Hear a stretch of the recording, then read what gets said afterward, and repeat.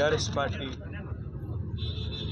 Social media convener, అదేవిధంగా తెలంగాణ ఉద్యమంలో క్రియాశీలంగా పనిచేసిన విద్యార్థి నాయకుడు, Telangana state mineral development corporation మాజీ అధ్యక్షుడు సోదరుడు మన్నె క్రిషాంక్ గారిని ఒక ఫ్రివలస్ కేసులో, అంటే ఒక పనికిమాలిన కేసులో చేయని తప్పుకు ఇవాళ అరెస్టు చేసి ఈ రాష్ట్ర ప్రభుత్వం గత వారం రోజులుగా వేధిస్తూ ఉంది.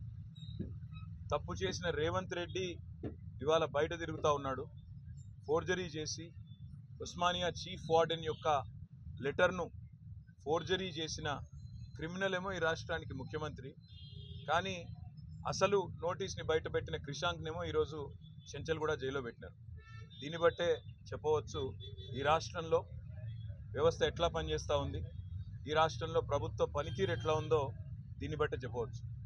ఇవాళ ఈ రాష్ట్ర ముఖ్యమంత్రిగా ఉన్న రేవంత్ రెడ్డి గారిని నేను అడుగుతా ఉన్నా, క్రిషాంక్ కనుక పెట్టిన సర్క్యులర్ తప్పైతే నేను ఇదే చెంచల్గూడ జైల్లో నేను జైలుకి పోతాను.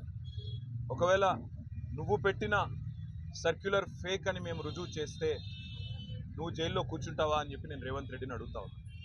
సిగ్గు లేకుండా చేసింది ఒక వెధవ పని, మళ్ళా మీదుగా ఇవాళ మా సోదరుణ్ణి జైల్లో పెట్టి ఈ రకంగా ఇబ్బంది పెట్టడం, ఈ రకంగా కావాలని ప్రభుత్వంలో ఉన్నానని చెప్పి అధికార మదంతో అధికార యంత్రాంగాన్ని అడ్డం పెట్టుకుని ఏదైతే చిల్లర రాజకీయం చేస్తున్నాడో రేవంత్ రెడ్డి, తప్పకుండా ప్రతిదానికి కూడా బదులు చెప్పే టైం వస్తుంది, ప్రతిదానికి కూడా మిత్తితో సహా చెల్లించే టైం కూడా వస్తుంది.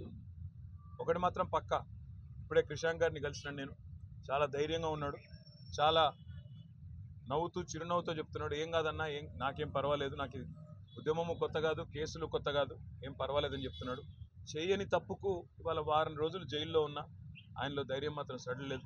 ఆయన శ్రీమతి కూడా ఇక్కడే ఉన్నారు, సుహాసిని గారు, తను కూడా ధైర్యంగా ఉంది, తన కుటుంబం కూడా ధైర్యంగా ఉంది.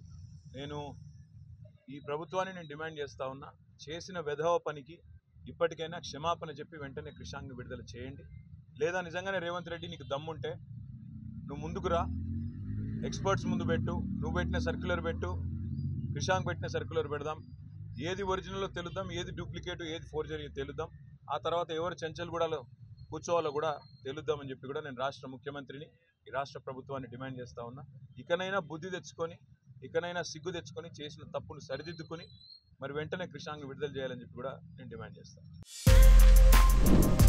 For more videos like this, subscribe Big TV channel.